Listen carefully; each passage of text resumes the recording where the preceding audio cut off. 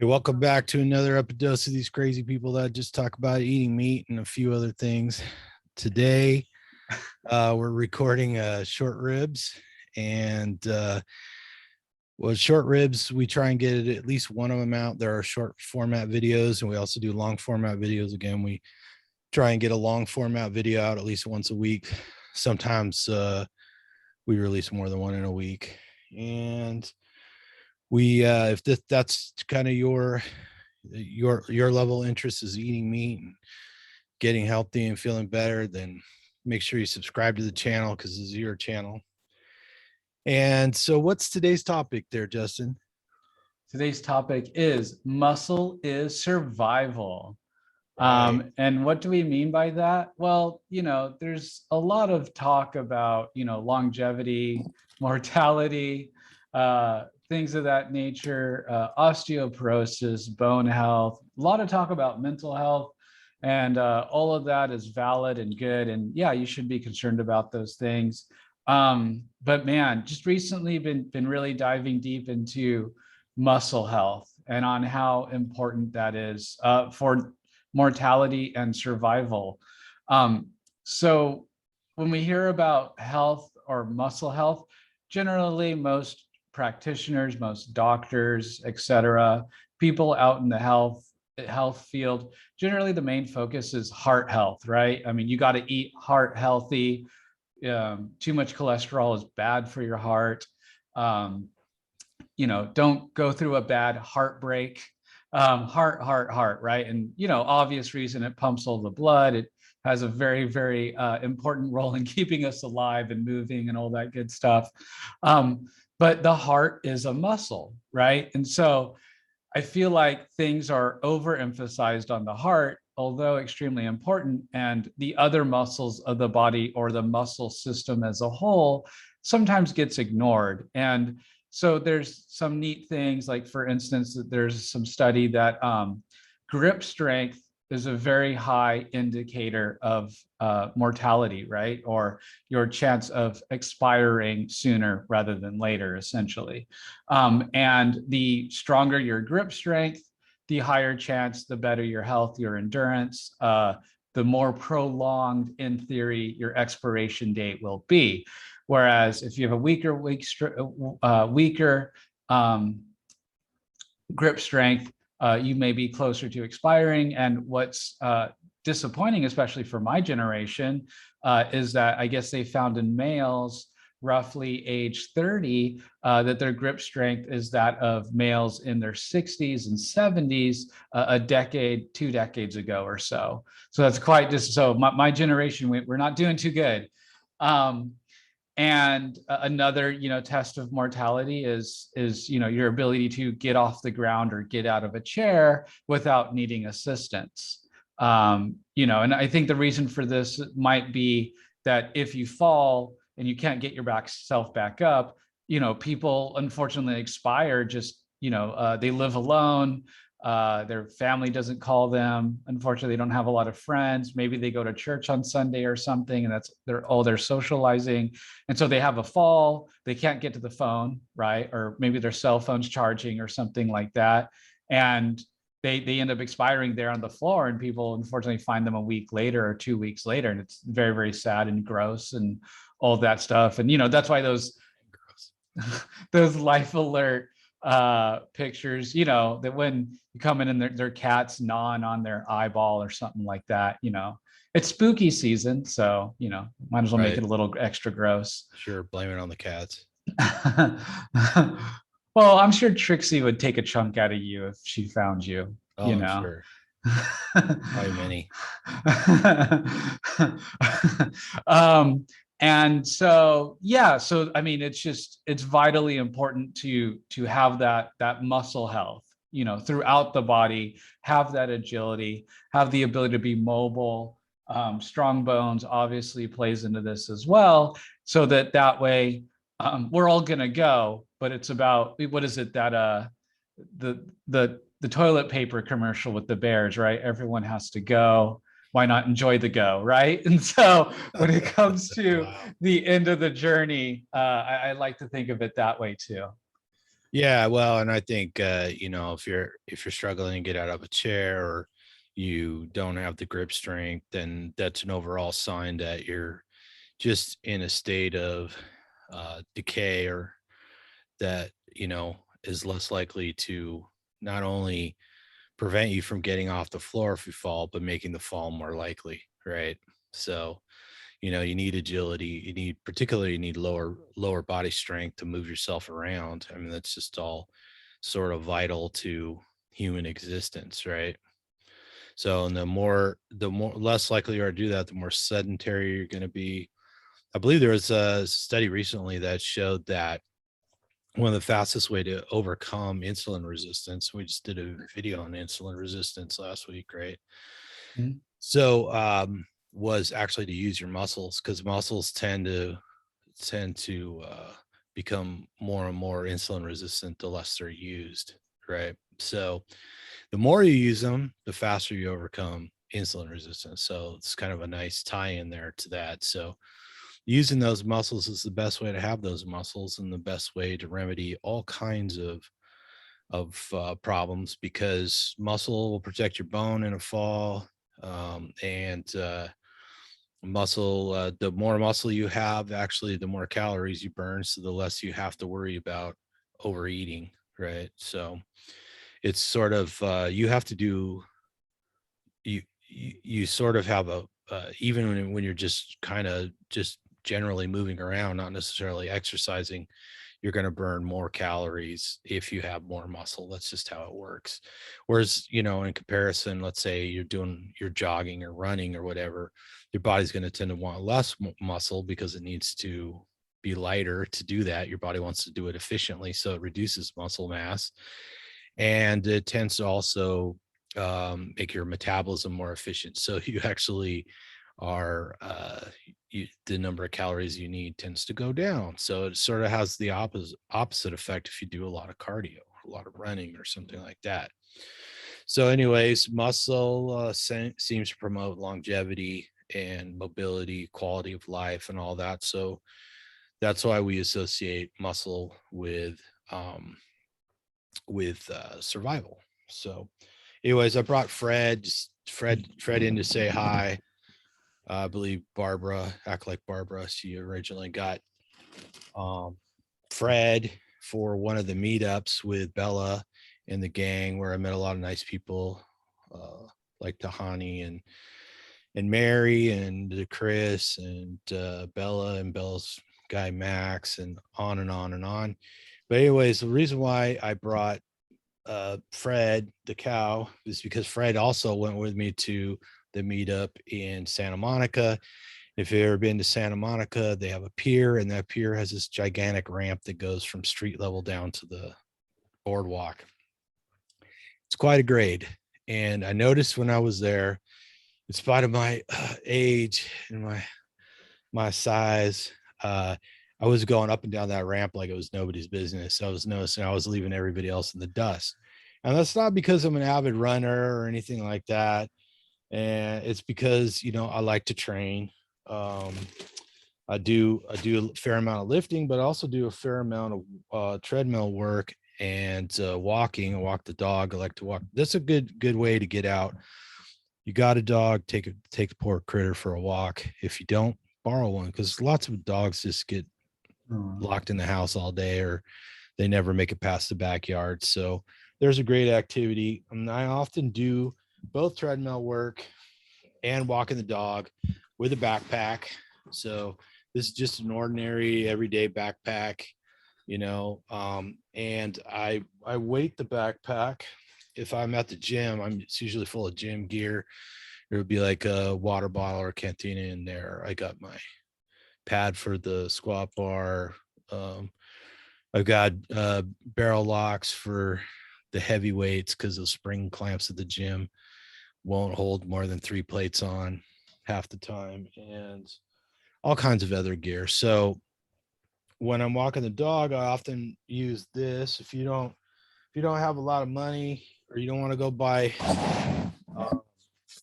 dumbbells, you could use this as a sandbag. This bag's actually for like stabilizing tripods and lights, stands, and stuff like that. You can buy these bags cheap online. You can get on Amazon or whatever, and you fill them with sand. And I think we mentioned this before. If you go to the hardware store, a bag of sand's like $3.50 for 50 pounds. That's a lot of weight. So you can fill these up to whatever desired weight you want. You can have a number on them. You can use them like a dumbbell. This one actually has a handle on top, which makes it convenient. And it's kind of like a saddlebag, so you can sit on top of things pretty well. You know, you can put it on your leg or your arm, lift it up and down, or you could throw it in the backpack and take it for a walk. You could fit many of those in a backpack, and they don't cost very much. They're durable. You can use them for a lot of different exercises. So that's what I do. When I take the dog out for a walk, I frequently have a backpack. Sometimes I wear a weighted vest, stuff like that, you know. And I think those are the type of exercises that human beings, as a whole, we tended to evolve, you know, carrying stuff around that we needed, food, water, you know, stuff like that, things to build a shelter, firewood, eventually. I mean, we really don't have much evidence that we learned to use fire more than 200,000 years ago, tops, something like that. And even then, it's not like all humans necessarily had that technology, but we were probably carrying around wood to build shelters and eventually fires and whatever, make a spear, you know. Mammoth bones to go build a shelter. That's right. Carting around a mammoth femurs, you know. Maybe we should design some weights that look like bones. That would be kind of fun. That'd be really cool. So anyways, it's just an idea, you know, of how to keep the muscle up, at least maintain and or maybe build. I brought a kettlebell right here. These are quite popular, you know. These are a little different techniques, a little different than you would with a dumbbell. You know, there's quite a few videos out there and books out there. You know, this is a exercise style that was popularized by gonna butcher his name, Pavel. What the hell is Pavel's last name? I can't remember the last name. I remember Pavel, but yeah, so a Russian guy popularized kettlebells, made them a lot more popular in Western culture. You know, it's kind of a Russian thing. So, and then I got a classic dumbbell here. I like these cast iron ones the most. So these are this type's all cast out of one piece of cast iron, and then I make the grip a little bigger because I've got a lot of scar tissue in one of my hands. It's easier for me to grip if it's a little beefier. So, and then if you really want something compact and inexpensive, you know, you can use bands. And I mean, bands, you don't have to exclusively use one of these or the other. You can use all of them if you got access to them. And resistance bands are very, very useful for all kinds of things, including building muscle and maintaining muscle, working out the kinks. I mean, half the time when you go to physical therapy or whatever, you wind up doing some sort of exercise with a band, you know, to get over elbow pain or wrist pain or shoulder pain or whatever, sometimes even knee pain. So they come in handy, and they you know, using a resistance band, you could do all kinds of stuff with a resistance band you can't really do with weights. So they're convenient, and put a lot of them in your backpack if you want to take them with you on a trip, you know. So anyways, you know, you're on a long trip and can't keep the luggage on the roof of the station wagon, you could, you know, use your resistance band if you wanted to, right? There you go. So, and then there's all the other stuff, push-ups, pull-ups, squats, just using your body weight, squats using weights, with or without, they're all good, right? Trick is just don't hurt yourself. Don't get hurt doing it, you know, especially when you start out. But the nice thing about starting out is usually you make all these gains really fast, right? And that's the exciting part. I mean, the more muscle you put on, the slower the gains tend to be, you know, the harder it is to get bigger, you know, stronger. But you don't have to be a Hulk. I mean, Justin, you know, it's true. It's like most people aren't going to look like a Schwarzenegger or what's the guy who played the Hulk? Oh, Oh Lou man, Ferrigno. Lou Ferrigno. Yeah, he's an Yeah, you're older not going to one. look like those guys. Most people genetically just probably don't have the machinery for that, especially if you're starting later in life, and you're not using pharmacological assistance. Even with like anabolic steroids, most people would never get that big. So don't be afraid of that. You can always cut back if you think you're getting too big, but most people will never get there. And then obviously some people, that's their goal. So even the women out there, yeah, you're not going to be all shred ski and gigantic, you know just because you lift some weights. We've talked about that with a friend of ours, right? Yeah. She bought the X3 bar, was teasing her, sending her pictures of all these female bodybuilders, and she stuck with it and she had good results and she was happy with it. And she was very happy with her physique. You're starting to see some I mean, when you build the muscles, you don't necessarily see the muscles, but it changes your shape, and the shape that it gives people tends to be something that people like, right? So they like the way they look when they build those muscles up. So, and that's a nice thing about eating a lot of meat, because then you have enough protein to build those muscles with, right? And some people get a little more muscle just from eating the meat, right? Yeah, that does tend to happen. People just kind of spontaneously put on some muscle, and that can occasionally freak people out because they might go on the scale and be like, oh man, I've gained 10 pounds. And I thought this whole carnivore diet was a weight loss diet, as sometimes it's sold. Um, but it's a health diet, it's a way of life. But anyway, um, being more muscular or having more muscle on your body is so much better for your health than a number that's on a scale. The number on the scale, relevant in certain contexts, just like calories, relevant in certain contexts. But for the most part, unless you have a scale or something that can differentiate your water weight, your bone weight, your fat weight, everything out, just that number isn't really going to give you a whole lot of information. Now, I totally get it. If you are, obese, morbidly obese, or 20, 50 pounds overweight, I get it. The scale might have some utility. But even then, it could be deceiving, because if you start eating a bunch of meat, and there are people that are overweight that are hitting the gym 3-4 times a day, like Tom, and they might start a carnivore diet and be like, what the hell, my weight's going up, what's going on here? And then did you take some measurements, right? Did you measure your forearm, your bicep, your waist, your legs, right, thighs? Because to be assumed that somewhere you've lost an inch or two, or a half inch or something like that. Most people are only concerned about the weight, but the waist, but there's no way to tell where the fat, there's certain fat on your bodies that's going to come off a little easier than other parts of your body. For men, typically the waistline is really hard to get rid of that fat. It's kind of like survival fat. Well, it's hard to get rid of all of it, for sure, but people do get smaller waistlines. Yeah, for sure. Yeah, we know people that have been exercising thoroughly, eating a good diet, and they've gotten much healthier, much smaller, but then they still have a little bit, so it could be frustrating, but at the end of the day, people feel better. They're able to do more. They're happier. They're not home being sick, right? Right. Yeah, definitely. Which to me counts way more than numbers on a scale. And yes, you can become that not exactly Arnold Schwarzenegger, but you can get your muscles to really show, because that's what it's about. It's getting the muscles to show, right? Be show ready. If you wanted to go down that path, probably not for everyone. Takes a lot of, further restrictive eating, tracking calories, macros, high interval training.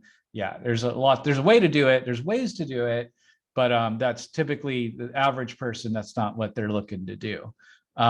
So that may be a video for another time. But yeah, just don't be afraid of the scale. But do be afraid of lifting too much. It's okay to go in there and just start with the bar. just the bar is fine. They're roughly 40, 45 pounds. That's something, and you're going to get more from lifting that bar than you are doing, a half hour on the treadmill, Yeah, I think a standard bar, like if we're talking about a standard, the long bar that people use for overhead press, deadlift, and squat and all that, that bar is 45 pounds. There are smaller ones. So if that's too much, you can find smaller ones, or you can use the shorter bar, like a curl bar or something like that. But yeah, just doing the bar is fine, or just doing a sandbag is fine, And like Justin said, staring at the scale isn't as useful as taking measurements, because your body, people are all caught up in the concept of weight and looking at a number on the scale. But really what people need to be focused on is body composition. So if you have too much body fat, you want less body fat, but almost everybody needs more muscle. That being said, if you're carrying around a lot of body fat, you might have a lot of muscle in the lower extremities that you don't need, and you may lose some of that. And that's one of the things. If you start running a lot, you're probably going to lose muscle if your weight's going down, because your body wants to be more efficient, and so it doesn't want to have to carry around extra muscle to do that. So particularly, why would your body keep a bunch of muscle in the upper body if it's mostly just using the legs, right? And if that's what you want to do, if you want to run, that's fine. There's nothing wrong with that. Certainly running tends to be more healthy than being sedentary, right?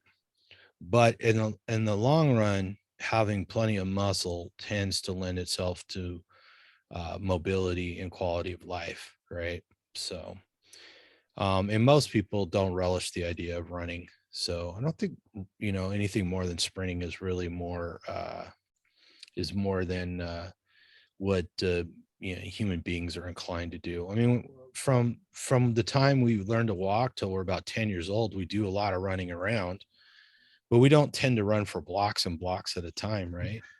If anybody's been around little kids, only when the cops are chasing. Only when the cops are chasing you, right? So yeah, so if we could all just kind of sprint around like we did when we were 10 years old, if we could keep that up, we'd probably be pretty darn healthy, right? And I mean, what kid doesn't run around picking stuff up too? Right? Everything is something to throw around and build a fort out of or whatever. And I think this sort of a clue as to the way we're wired and the activities that we evolved to do. So yeah, I just want to make one more point. Hormones in lifting and muscle. So as a male specifically, when you load up those weights onto the bar, getting ready for that heavy lift, within reason, your body actually increases your production of testosterone, and testosterone is used to build muscle on the body.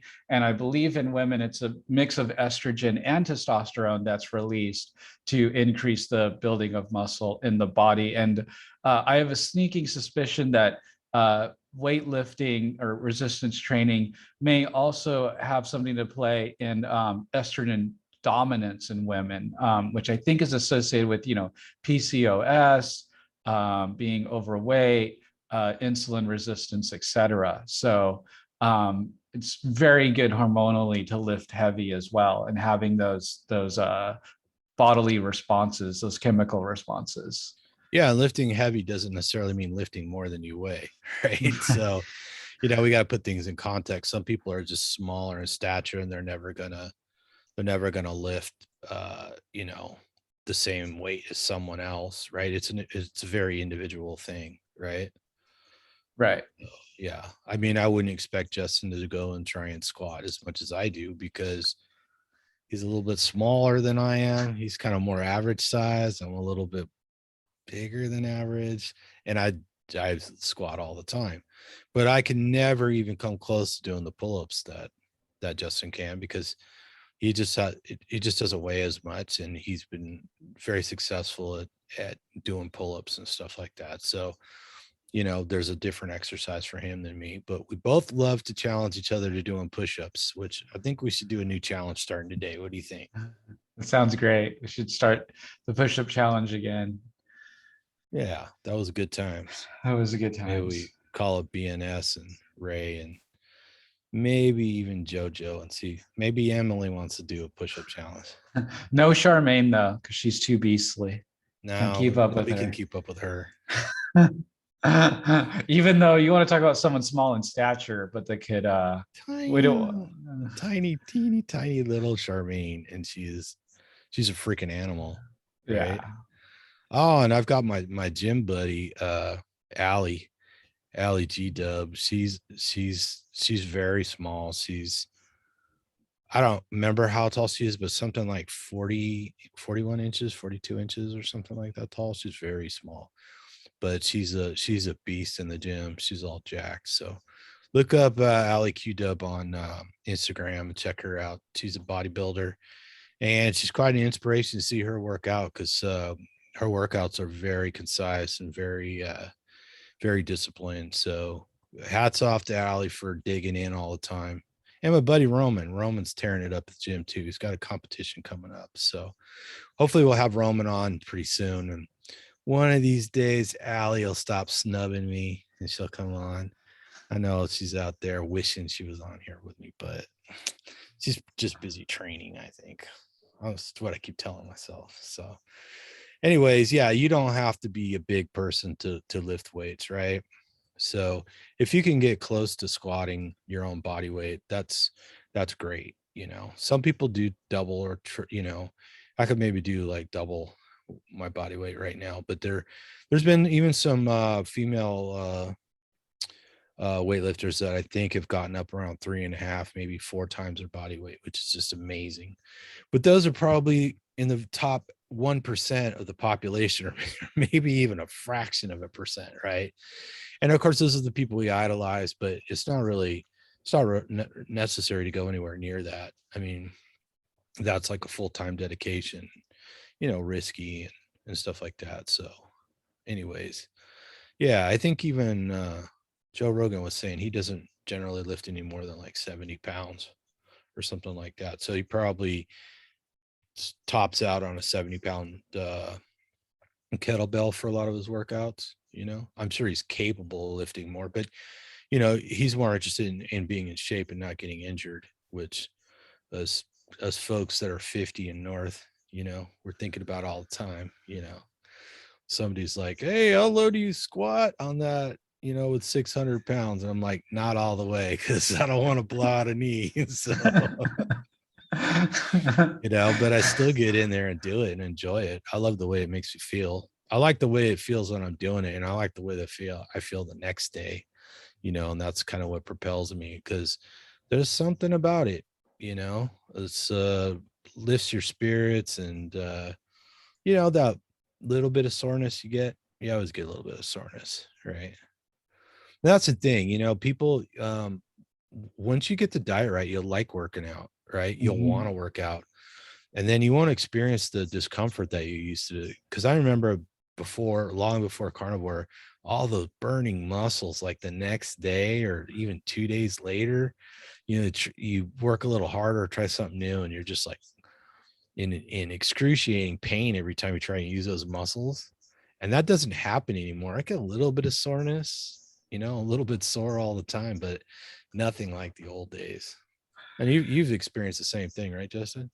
Oh yeah, recovery is so much easier now. I mean, I'm even going through an injury to my left shoulder right now, and it's recovering very well, definitely.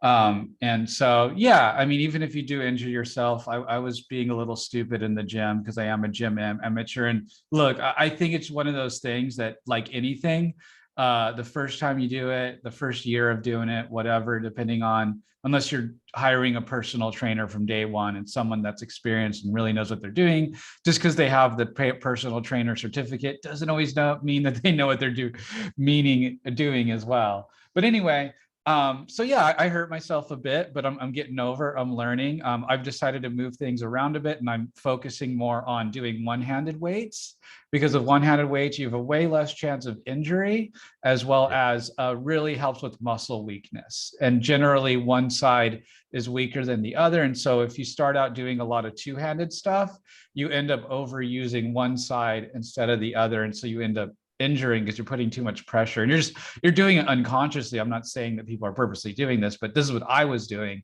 is unconsciously I was putting too much load on one side versus the other, whereas doing one-handed things is a lot easier, and I totally feel how much weaker the one side is compared to the other. Mhm. Yeah, no, in the order of weightlifting, free weights with dumbbells is always my favorite too. And you can do that with a sandbag or resistance band. You can do one arm or leg at a time. Um, to do squats, sometimes I do squats with sandbags too, because it's just more out of convenience, and hip thrusters too. If you ever see people in the gym with a big ass bar across their waist, and their back on the thing lifting, the whole setup and the amount of space you need for that at home is kind of problematic. So I like doing stuff like that with the sandbags. Need some video of you do some hip thrusts now. There you go. We'll start Yeah, a right after I do the Tom's burpee, exercise channel. right after I do the burpee video. And yeah, not this weekend, Satan, not this weekend. So And I see those girls in there though doing them hip thrusts. I'm like, are you preparing for tonight? Your wedding night? What's going on here? they're preparing for Instagram is what they're preparing for. So yeah. So, but all that stuff you can do. And Justin's right. If you're lifting one big bar as opposed to individual dumbbells, usually it's a little safer and a little better for your development to use dumbbells over one bar. I'd agree wholeheartedly. And the same thing with machines, like all the Nautilus machines. That one of the first things to go with the Nautilus machine is it tends not to develop core strength. It tends to focus on smaller muscle groups. So when you are lifting free weights, that you almost always develops core strength with it, which is important. And if you can do compound movements where you're bending your hips and your knees and stuff like that, those typically are the most effective moves. Most trainers will tell you that. And yeah, if you're picking out a trainer, you know, if you just want somebody to hold your hand a little bit, the younger guys are okay. But ask anybody who's been doing it for 10 years, and like, yeah, I was training people wrong for the first 10 years till I figured it out. So sorry, young guys. I mean, they often are well trained, and they do have training, but it's that seasoning that comes along with working with people that you hear about all the time. It's like, I had to train 1,000 people before I really was getting it right. So, but there's lots of great videos on YouTube. So if you want to know how to do it right and learn your form, do a little homework, or get a book, get a trainer, ask somebody who's been doing it for a while, who's hopefully hasn't racked up a bunch of injuries doing it. So and get out there and enjoy it. I'm not a big fan. I like going to the gym. I don't like crowded gyms. I don't like a lot of people around, and I was able to find places to work out where it wasn't crowded. And sometimes I'm the only one there, which is fantastic. So if you have some special requirement like that makes you more comfortable, you can find it. You just got to get out there and do it. And once you develop the habit, then you'll really enjoy it. So eat right, then find some activities, walk some dogs. Maybe you want to get a side gig, walking dogs or walking cats, training monkeys, whatever it is. And do it. Put that muscle on. Right before we go, I do want to mention, spend enough time in the gym, and if the people are pretty decent in there, they'll walk up to you, and don't take offense to it, and be like, hey, what are you working on? Because you're probably doing something wrong and they probably are trying to give you some guidance. There's been a Yeah. number of times I've been in there where people come up to me like, hey, you're kind of doing a little too much weight, or I see you struggling, or you're moving your body this way, or something like that's not so great. And like you talk to them for a bit, it's like, oh, it's because I've done messed up, or I've been doing this for 10 years or something like that. And I had to start out just, everyone starts somewhere. That's the thing, just like with anything else. And so you're going to be doing some stuff wrong, I think, in the beginning, typically, but don't let that shy that away from you. Just use lightweight, use the bar, do stuff that's fun to you and stuff that you're comfortable with. Yeah. And if you want to be hardcore and get ready for the Olympics, get the audio book or the print version of Mark Ripeto's Starting Strength. I mean, it's pretty hardcore. He's very rigid and stuff like that, but it's a great place to start from, but a lot of times too, like if you want to learn rowing, there's people that are trained by like the manufacturers of the concept to teach rowing. So they'll teach you the proper technique for that, So anyways, there's a source for the information. Most of it's not that hard to learn. And lots of people go to the gym, they got their phone and they're looking at the instructions or a video over and over again to make sure they get the form right. And there's nothing wrong with that. Just do it. Just do it and know how to do it right. And don't be afraid to talk to somebody else who's doing it. And maybe they're doing a little different and maybe there's a reason for it, So, whatever. I know one of the concerns is a lot of the Smith machines, which is where the horizontal bar is on like sliders, and a number of the gyms I go to, they're at an angle, and Mark Ripito will tell you that there's no such thing as squatting on any Smith machine, but you see a Smith machine at a slight angle, and a lot of people get worried because you can get injured on doing it at an angle. Now, for some exercises, it's okay, but if you're doing squats, a lot of people don't know how to do it right to begin with, and then you compound it by doing it on a machine that's at an angle, you could really get into a problem. So, in fact, I've seen Allie warn a few people about it at the gym. So I do it sometimes, but I know it's that way, and I know that I need to adjust to accommodate that angle. But sometimes there's no other equipment open. I don't have a spotter. So if I'm putting a big load on, having the Smith machine there as opposed to a spotter is not a bad option. It's better than not getting the workout in that I really want, so a little adaptation really. So anyways, if you enjoyed our conversation today and would like to enjoy some more, make sure you subscribe. Go ahead and get down there and put a sandbag on the like button. Leave us a comments. Tell us about what your thoughts are on muscle, how relevant it is, how much you have, how much you don't have, how much you want, how much you don't want. Let us know. Join the conversation. And until next time, eat some meat, feel better, and whatever you do, Don't don't fall fall down down the the carb carb hole. hole.